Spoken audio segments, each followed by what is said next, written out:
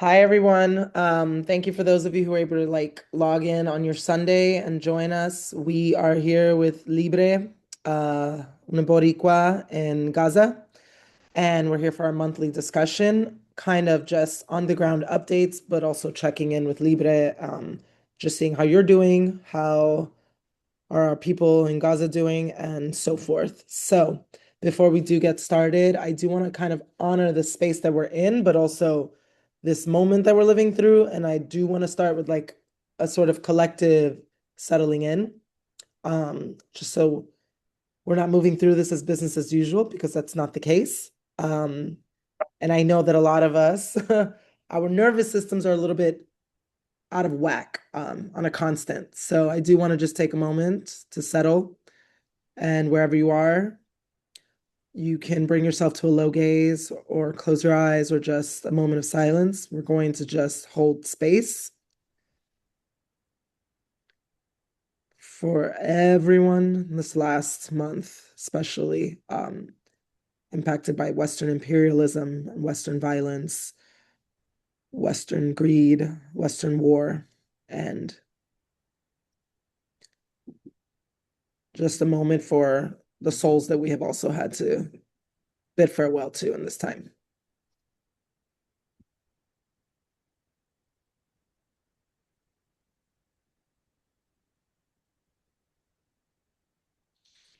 All right. Thank you all for being here. Okay. Let us begin. Uh, Libre, how are you? Estoy cansado. Been working. Very Been physically from what we working. see. Yes, yes. Very a lot of manual labor as we continue to prepare for el verano. So there's Mhm. more of a need for water and less Mm. infrastructure. So we just finished building a second water well in the north, so we can distribute more drinking water. It's just a lot of labor because we don't have the machines, we don't have any new material, so we're like And this, reciclando yeah, and this Libre the is, of course, it's important to just connect the dots because of the blockade on aid that is allowed in yes, the by intentional Israel. blockade of aid, the fact that Israel, the Zionist control, or were in control of most of the water that was coming in to Gaza. Um, and the fact that they poisoned water after they were successfully kicked out in 2008. Yeah. The Zionists were forced to leave the Gaza Strip. Um, all the underground aquifers. So the 97% of the water is poisoned Hmm. since then.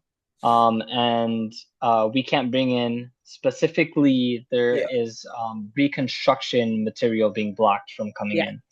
That was They my don't want understanding people even a to few months rebuild ago. their Yeah. homes or I mean, even any of the public bulldozers, infrastructure. Yep. bulldozers are not even allowed in, so they can't even clear the rubble, from my understanding. Um, okay, so I wanted to talk about this the last time, but we ran out of time. Can we get into a little bit more for those that will be able to listen back later, um, on the specific water project? Please tell me if I'm saying it correctly. Elena Elak? Eli Elna Elak. Eli Yes. Elna Elak. Could you talk a little bit Lo about mío. the project? Ujú. Significa lo mío es suyo, what's mine is yours. And this is a project that was born in 2018, so prior to this genocide. Uh, and they've done distribution of many things, clothes, food, and different kind of services to the community. And since the beginning of the genocide, there was a need for water. So the focus transitioned to distribution of water, and we were distributing all throughout the Gaza Strip, so from south to north. Um, Not easy, right? It was not easy, and it was essentially two separate teams. One team in the south where we were, and one team in the north because like things were blocked for almost a year. People couldn't safely move. Well, you still can't safely move, but like the military was in the middle, blocking passage to go to the north, people to go to the north and others to go to the south. So after that ended, we came to the north and built a water well, our first water well, and desalination plant, um, in um, in the far north in northern Gaza, which is Beit Hanun. And then the Israelis said, "We're not going to respect the ceasefire." This was after the first ceasefire, by the way. So Yeah. they destroyed it. Again, this is like over thousands and thousands of people's donations that were used to build this, and it was destroyed. Um, and so we rebuilt a few months ago, and since then we've been distributing about 120. I think at this point we're at 130,000 liters of water a day.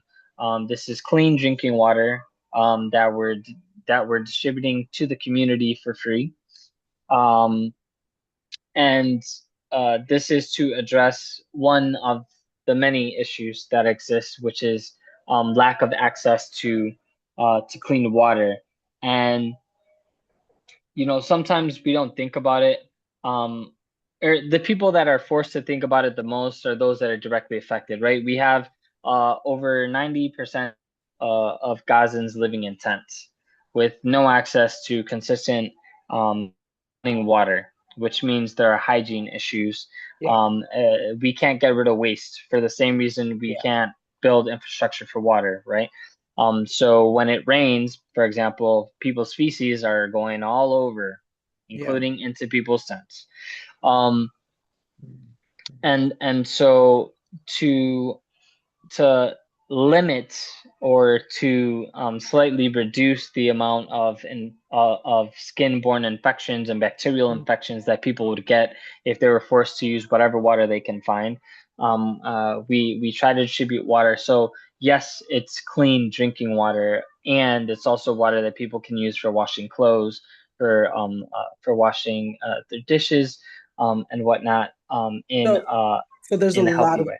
I think people are, let's just scale that out for people to understand. That's a lot of necessary clean water that we need to get to people. It's not, I think when people hear like, oh, access to clean water, they forget that that water is used for medicinal purposes, for lifestyle, for housekeeping, and the ability, Israel's ability to dictate whether or not bombs are falling on these infrastructures has such a dire trickle down effect on the lives of Gazans to be able to progress, both amidst this genocide, but even like what does life look like after, you know? Like the long-term implications of this are so violent. Sí, claro. And that's the thing. So people our age, people in the 90s, have survived at least six genocides by now. The difference between this genocide and other genocides is not only Mhm. the time, like how long it's lasted. This is the longest genocide, but also the intentional attacks on public infrastructure, Yeah, yeah. without the ability to rebuild. And so whole ecosystems Mhm. are under attack. And again, this is intentional. This is part of the genocide, which is ethnic cleansing, forcing people to leave their country because the safest and best option, unfortunately, is outside. Yeah. And this is what they're trying to do. But Gazans know this because some of these Gazans were displaced in 1948, Hmm. and survived, and were told, "Oh, you'll be able to return, Hmm. to your land," and they're still in Gaza, being forcibly displaced again. So water is so essential. We're going into summer, so there's more of a need. Like Yeah. people are literally consuming more water. Yes. Hmm. So the lines for distribution have increased the uh of of containers that people have, because that's how so essentially, we drive around in trucks. we go to specific places. We park the truck and people line up with their jerry cans or Mhm. their botellas, and we fill up until we run out of water. And so these lines are getting increasingly long, and yeah, it's a huge need, and there's like the need there's more of a need and less distribution of water, unfortunately, because there's a lot of risks. I was so People that brings me to my next question. We know that there are zones that you cannot enter, but we understand that there are still people living in those outer zones. What does like water access look like for those, vulnerable, extra vulnerable communities? realistically, Yeah, someone has to take the risk of mhm, going to a place where there is water and then coming back. yeah. Um, Which we've seen what that Obvious, looks like. yes, and especially something that's not really being talked about in the media. Not surprisingly, there's two on Gaza. No one's talking about it. There's one in which is Pause. Libre, the can we rewind? We lost you there. There's two things not being talked about.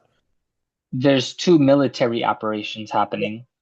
And one is happening in Al Mawasi, which is like Rafah, a little bit mhm, north of Rafah, so it's southern Gaza Strip, as well as Khan Yunis, which is the middle of the Gaza Strip. So there's been very intentional bombings, attacks, and pushing of the yellow line, right? So this unsafe area for people where water trucks are not going to go because they don't want to get blown up by the drones, or shot at by snipers, is the yellow line, and so those people have to take a risk and go find water, food, and then walk back with all of this under the sun, under the uncertainty of whether or not they'll actually make it home to give it to their families. Um, and there have been a lot more bombings happening lately, with yeah. I was attention that was on my diverted. yeah. That was my question. I was wondering, had they lessened because of what's happening or no? They've increased. Okay. Unfortunately, in the last 2 weeks, there's been uh, an increase not only in bombings but also in sniper attacks, which means there's more troops on the ground Yeah, closer to um, what they're calling the yellow line. yeah, For people that don't know, the yellow line is an arbitrary line that the Israeli occupation forces created to say, all right, this is the military zone, this is a civilian zone. They keep on pushing it. Initially, it yeah. was 58% of the Gaza Strip, and now it's over 60% of the Gaza Strip is under military occupation. They move these things overnight. And if you're on the wrong side of the line, you can be killed. Um, and so, God, it's just so fresh. It's so fascinating to me because we understand that Israel has been getting bombarded in the south of Lebanon. We understand that their need for their ceasefire was not for the safety of anyone other than the fact that they're like down soldiers. Like talk about the return of a 2006 beatdown, right?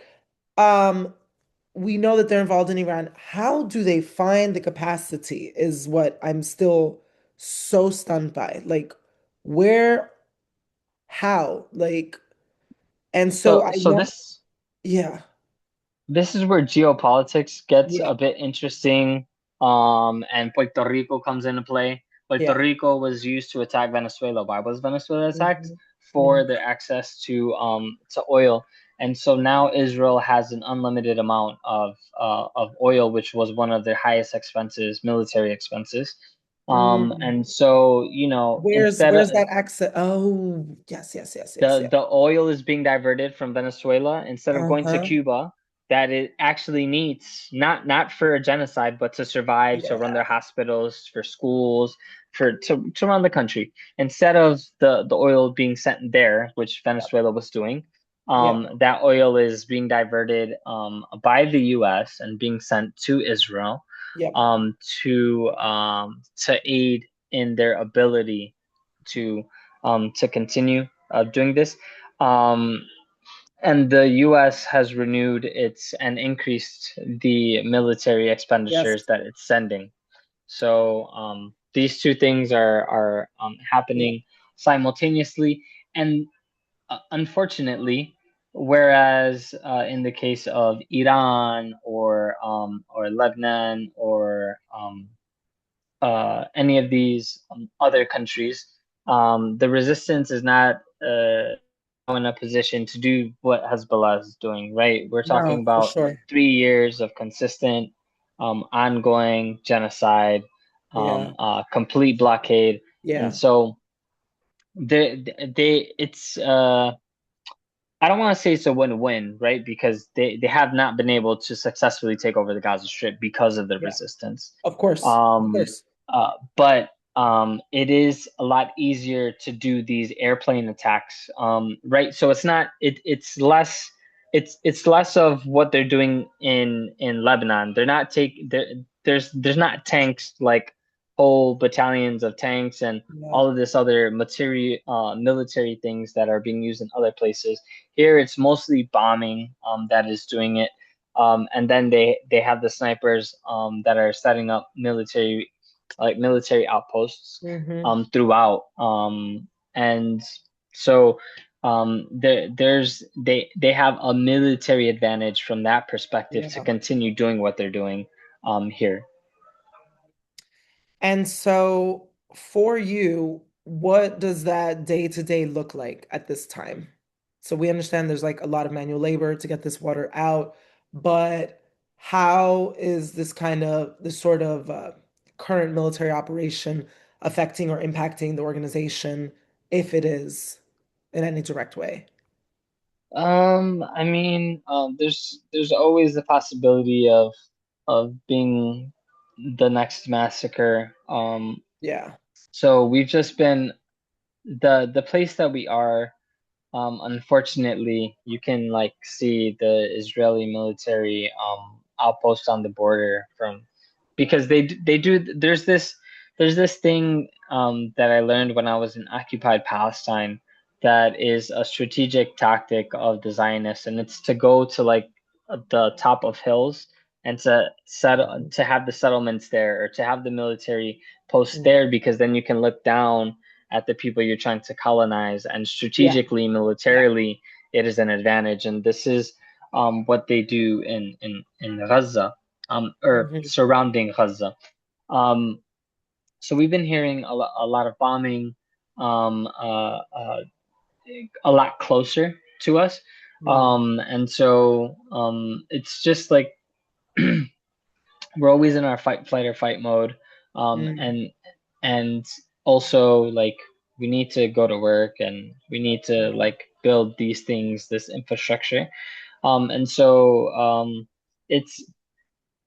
it's one of those things that aren't normalized, but we kind of just have to go with it type of thing. So we show Mhm. up, like we go, like we're hearing the bombs, we're hearing the drones a lot more.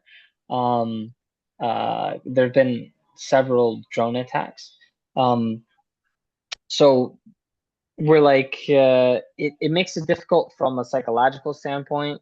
Um, but at this point, it's like, the sound of the drones is like the sound of um at the gallo in the morning. Like you just expect Yeah. it. Like it's Hmm. that annoying thing that you can expect to hear, although the gallo will not blow you up and commit a Yeah. massacre. But um so the day to day has been like wake up, try to do a workout because it's like when you get sick here, it's like you're sick and Yeah. there's not a lot of access to medicine and Yeah. whatnot. I was sick for like 3 weeks and just couldn't get over it. So when I started getting better, like I was like, okay, like I just need to start like get physically healthier. So Yeah. um, I'll start out with like a workout and then head to work, do manual labor, um, and water distribution or just manual labor. Um, and then um, and then we'll come home, prepare food and try to get rest or post videos like updates. I'm being heavily shadow banned for like the Mm. last week. Um, For like and the I, last, sorry, for the last how long? You broke up. last week or so. Mm. It's a mix of talking about Iran and talking about the genocide and all of these Yeah. things. I think So, also there's a correlation between shadow banning when they're increasing military presence. And so I feel like even across the board, when they're doing pretend ceasefires, um, shadow banning gets hmm upped hmm because hmm we know that they're not honoring the ceasefire in Lebanon. Um, and so in order to kind of keep algorithms flushed with like the propaganda of like Trump helped another deal, Israel reached another ceasefire, there's that shadow banning, which is I also think how we were able to kind of like not see, well, many people, what's been happening in Lebanon the last year since the last pretend ceasefire was put into place. And it kind of just went away for most people, um, even though the bombing and the taking of southern territories only continue to increase. So I'm not surprised that there's a shadow ban happening in the last week because they're up to extra no good. y es como que bien candela porque tú sabes, knowing the history, like this is not the first time Yeah. that the Zionists are trying to take southern Lebanon. Yeah. They're obsessed. It is the first time in a long time that the Lebanese government Yes. Yes. went to the U.S. to talk with Israel, even though Israel said the only thing we're talking about is disarming Hezbollah And taking and your land, like taking and and taking expanding, your land. which And is they went and they went and they which is talked and they're interesting like, because yes. we know that all the surrounding Levant countries currently have puppets in place. Um, hmm we know it with Syria. The last election is kind of what brought us to this current administration, so to speak, in Lebanon. We know it in Egypt. So we understand there's no real government resistance in the neighboring countries by design, by default, as part of the US's plan to reign terror on the and control on the region. But the the way that Israel is explicitly stating they will be occupying this land in Syria, this land in Lebanon, this land in Gaza, and no one is willing to do anything is like for me a new level of the mind terror. I'm like, this is crazy. And what we're also not seeing, I mean, again, if you follow Middle Eastern platforms, Middle Eastern like labeled, West Asian kind of accounts, the people in Lebanon are rising up. And I think there was kind of like this notion like, oh, we're gonna have a civil war if we don't disarm Hezbollah. And it's like, you bombed Beirut. You bombed Beirut in a way that we have probably not seen like catastrophe for in our view since 9/11, and then you want them to make peace and give away their land. So they're trying to Yeah, sell and this. yeah, and a lot of things to take into account. I mean, this first so-called ceasefire that they had was violated over 15,000 times. 15,000 veces. Más de 15,000 veces, ¿verdad? And so I'm not sure if I brought this up the last time we talked, but international law is like null and void. Like it's non-existent. Like it needs to change, and the UN is not the body that is gonna do it. So there's a void to be filled. Because I mean they can't stop the colonization of Puerto Rico. They can't stop the genocide in Palestine, Sudan, and Congo, even though they're very well documented. Like coming out with a report and that's all you're doing doesn't do anything.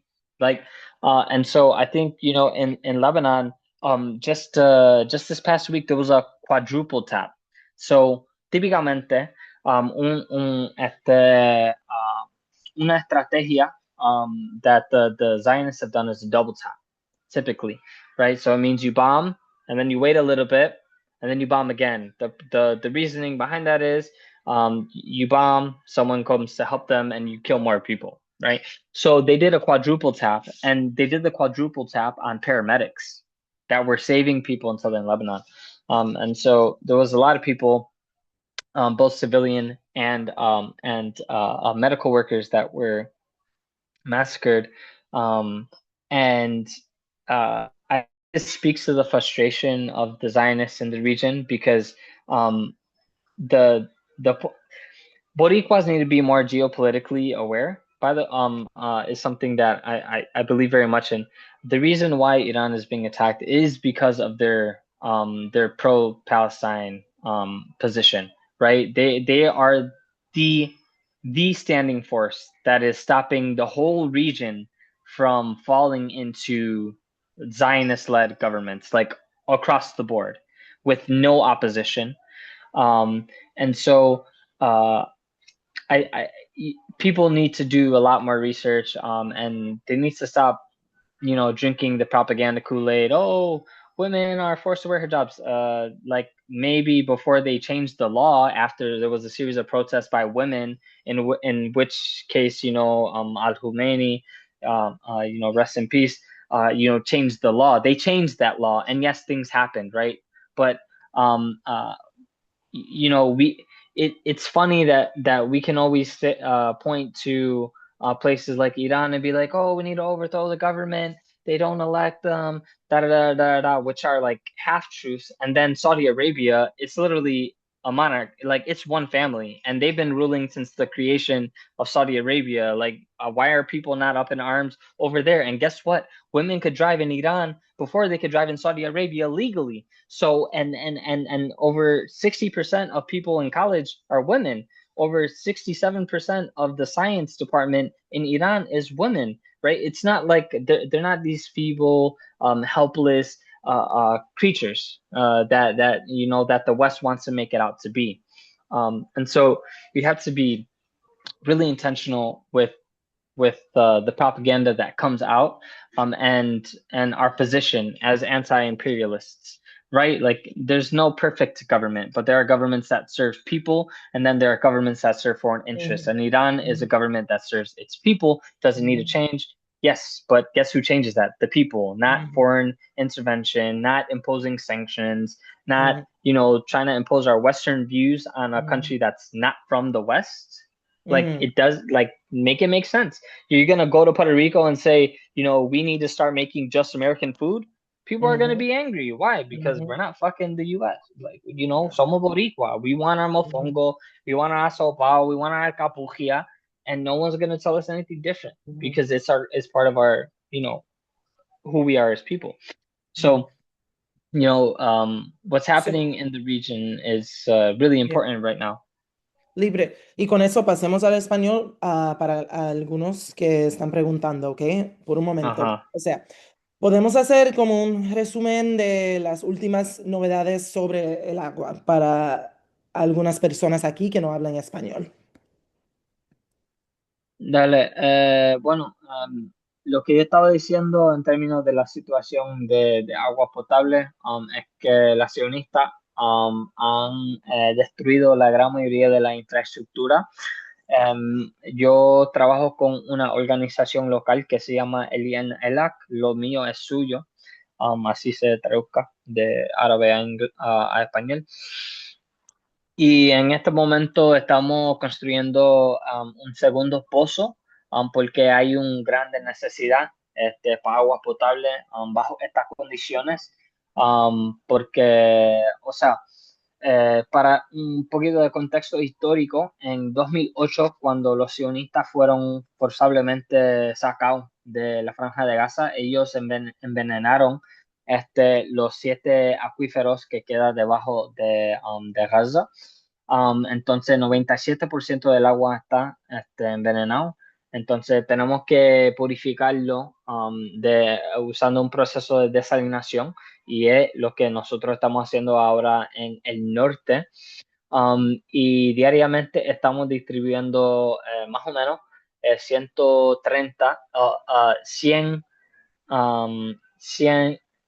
ya, fue 130.000 litros de agua diariamente a la comunidad gratis, y hay una demanda, o sea, la demanda está aumentando porque estamos entrando al verano, entonces hay más sol, el sol está, o sea, bien, bien cabrón, bien, bien fuerte. Entonces, aunque la gente necesitan más agua, y hay una alta demanda, no podemos, desafortunadamente, con la infraestructura que tenemos, distribuir a toda la comunidad, porque hay más demanda y menos recursos para distribuir el agua potable. Y además, siempre cogimos un riesgo en el sentido de que ellos han bombardeado sitios que están distribuyendo agua potable, y haciendo que es bien difícil encontrar lo más básico. Además, y vi una pregunta en el chat de la compañera Daris, um, sobre las enfermedades. Estamos hablando de, Dios mío, se me olvidó. Bueno, hay varias diferentes cosas, pero en lo general, um, este, ah, lo, lo, lo que está, lo que más sucede es sarna, más que nada para la gente que está viviendo en tiendas de campaña, y ahora estamos teniendo un grande aumento de ratones que está entrando a la tienda de campañas, y dando, o sea, diferentes enfermedades e infecciones a los niños. La semana pasada había un caso en que un bebé estaba en la tienda de campaña y un ratón estaba ahí buscando cosas y al fin y al cabo estaba tratando de comer al niño. Entonces, los padres tuvieron que llevar ese, al hospital para recibir tratamiento, pero no es la primera ni la última, desafortunadamente, porque como yo estaba diciendo, hay un aumento. Y también hay diferentes parásitos en el agua, porque no hay una forma para sacar la agua sucia.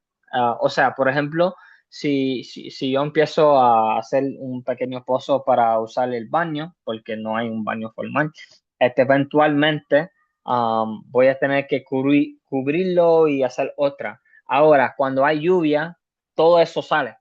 Entonces, eso estás entrando a la tienda de campaña y la gente se enferma, o sea, los niños jugando afuera porque son niños, se enferma de esa materia, desafortunadamente.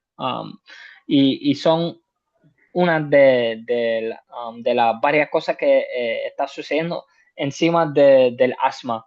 Este, um, Desafortunadamente, los casos de asma han aumentado porque el aire, o sea, está lleno de químicos de los bombardeos, de polvo, porque estamos en un área casi un desierto. Este, entonces, son un par de las enfermedades que están aumentando en esta temporada. Hay gente que se van a desmayar por no tener acceso a agua o suficiente acceso a agua.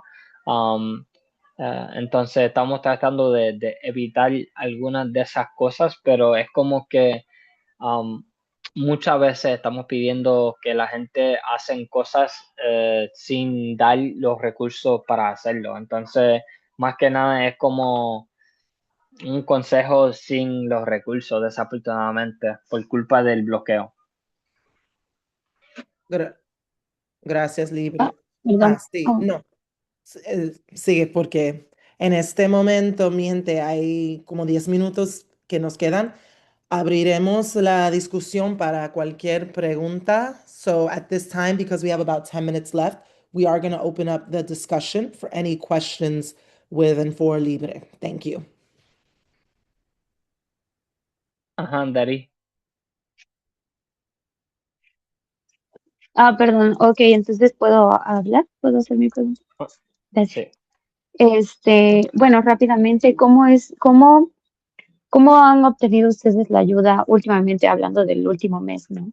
Para poder, apoyar a la gente o cómo intentan prevenir este tipo de cosas So que acabas de mencionar. for those who don't speak English, Darius is asking, what are the ways that we can support, especially in this moment, considering that more water is going to be needed on the ground? Bueno, en términos de, por ejemplo, agua potable, siempre estamos pidiendo donaciones. Con esas donaciones, nosotros no solo distribuimos agua potable a la comunidad gratis, sino pagamos nuestros empleados. Yo soy voluntario, ¿ok? Nadie me paga desde cuando yo llegué. Pero hay gente aquí, gazatíes, que necesitan sueldos para apoyar su familia. Entonces, aunque la gran mayoría de los recursos se van a no solo distribuir, también para pagar para el petróleo, que no es barato, para que podamos llevar nuestras guaguas a donde tiene que ir. Entonces, donando a nuestra organización, yo puedo decir que 93% de las donaciones va directamente a nuestro trabajo. 7% se va a las cosas administrativas que tenemos que hacer. Um, en términos de la otra cosa que tiene que ver con las tiendas de campaña, es difícil porque no hay tiendas de campaña, no hay muchas tiendas de campaña entrando. Entonces, quizás donando a las familias para que ellos puedan obtener acceso a una tienda de campaña a un precio con un impuesto del genocidio, puede ayudar de manera tangible, pero es demasiado complicado la situación aquí, desafortunadamente. So, Um, uh, for those, sorry, just because of time and we do have more questions, Libre, I was able to provide a summary of all that was just mentioned in the chat, for those that are curious about the what Libre responded. So, in regards to Daris's questions of how we can support. Um, we do have another question from Jay Libre. So this one's going to Dale. switch over to English. Daris, Jay tiene una pregunta que lo vas a hacer en inglés, pero lo puedo escribir también en español para ti en el chat. Hello. Go Hello, for it, hello, how you Jay. doing, brother? Yo, Libre. I really don't have a question, man. I just want to tell you, man. God bless you, man, and I'm really proud of you, man, for standing up for what you believe in, man, and just being in that situation and having the courage to stay there and to not leave and just to help our people in solidarity, representing our people, representing Boricuas the right way, like how we supposed to do it. Like, I just want to say thank you, man, and I'm proud of you, man, and I'm praying for you, man, and definitely gonna get the information from the Bori Collective of how we could support. I have an organization as well. I'm gonna pass along the information, and just, man, just we praying with you, man. We were here with you, man. I'm glad that Body Collective has these things where we could check in with you. So I'm definitely gonna tap in with these more too. And yeah, we're gonna look at how we could support and just God bless you, man. Just so proud of you, man. You repping us the right way, yo. Dale, un placer. Definitely appreciate it. Trying to do what we can because we can't have history saying Boricuas weren't showing up. So, No, we're doing what we can, and also, it's always important to say, being here is also an aspect of the liberation for Borinquen, right? Because our struggles are intertwined, and they always have been. So, I'm building solidarity over here internationally, and people are learning about our struggle, and the Gazans are like, yeah, we support y'all liberation, like. we want our liberation and we want your liberation. And those things don't happen unless there are people to talk and to build those bridges. So it's, this is how I'm showing up for our people. Bueno, Libre dice que no hay liberación para los puertorriqueños, boricuas, sino hay liberación para la gente de Palestina. Y la conexión es tan fuerte que en este momento solo puedes seguir viviendo en Gaza, dándole apoyo como puede, Libre, pero todito de nosotros tenemos como una posición muy importante aquí también en la diáspora, yo creo. Yo creo que Libre diré la misma cosa. Entonces, no solamente quedamos en este momento hablando aquí, sino para, para salir y hablar con nuestras comunidad, familia. Siempre hay, yo creo que siempre hay un momento con nuestros padres, tías, tíos, para conectar lo que estás pasando allá en Gaza, yo creo. Y yo creo que muchas veces le dan como que, ay, ¿qué vamos a hacer con los Estados Unidos, con este país, sin dar mente en lo que estamos haciendo con nuestros dinero acá en los Estados Unidos, en la diáspora? Entonces yo creo que hay una conexión tan fuerte y cuando salimos de aquí, siempre hay tiempo para hablar, siempre hay tiempo para conectar. And so with that, Libre, would you like to close us out with any words and thoughts, be it Spanish or English? I can translate in the chat. Honestly, like, I it's like my thing is always, like, just to uplift, to continue to educate and uplift. And if you want to invite your family here to ask me any questions, like, I got family, that are some hard heads too. So I don't mind answering tough questions. That's why we do this. I think it's important to be in struggle with our people. Um, and also, just to uplift, there are two other genocides that we do need to be continuing to talk about as well: Sudan and Congo. And they're all related because the Zionists are there and the US is there exploiting the people as well. So um, we have a lot to struggle for. And please also, like, the Black Panther said, organize locally, think globally. There's a lot happening in Borinquen. There's PS25, PC, I forget, 301 or something like this. But ellos están tratando de robar nuestra playa. They're trying to pass all these laws to build Esencia, Moncayo. In Loíza, they have two projects that, like, and so. We need to organize to make sure the gringos don't get our land. I don't, like, I want to go back to Borinquen. I'm not trying to go back to no gringos, yeah. And I'll do what I can from here to uplift, but we do need to organize more tangibly to stop these mega lujo projects. Hay una importancia para nosotros para organizar más para las playas, para las tierras de nuestra gente en Puerto Rico, porque si no, no vamos a tener ningún Puerto Rico para regresar para nosotros, para la comunidad. Entonces hay una importancia tan duro en este momento para organizar con la gente que viven ahí también. So with that being said, thank you, Libre, for joining us, for finding time and connection. And I think I can speak for many of us when I say we're in constant prayer for you and all those around you, for your continued safety, first and foremost, that we may all continue to see you again another day tomorrow, and for this monstrosity to end sooner than later. It personally always makes me feel emotional. And I think it's just because we just don't have any time to grieve. Like when I just stop and I can just breathe, I'm thinking about lives. Like at the end of the day, these are lives. And they don't seem to matter enough to anyone. So I pray that you see another sunshine tomorrow. And I thank you for everything. Okay. So I know on behalf of myself personally, but from the Bori Collective, we're with you, and the community is with you, even from afar.